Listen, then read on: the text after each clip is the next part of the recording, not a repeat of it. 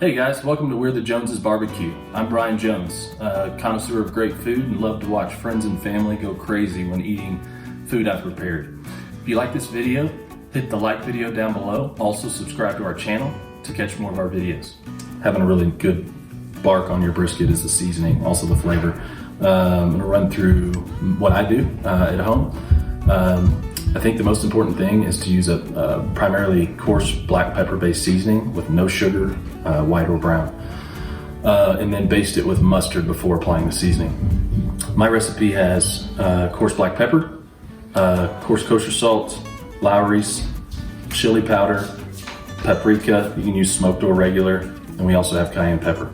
We're gonna dump all those in and we're gonna mix it all up.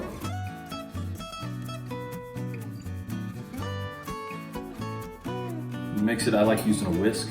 It seems to do a really good job, a lot faster than a fork, but you can use a fork if you want to. Want to make enough to where you can finish your brisket. I like to make a little extra. If I'm at a friend or family's house, to leave it behind with them. If I'm at home, I'll make a little extra, leave it in the jar and use it on the next one. The seasoning also makes for really good steaks and other beef products to season with. All right, so we're all mixed up. Color mixture looks good.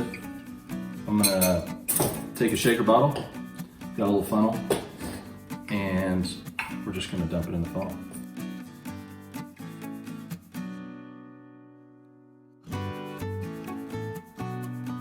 This should be enough to get us through a full 14-pound packer brisket. Don't forget to follow the link below to find the ingredient list and printable recipe card.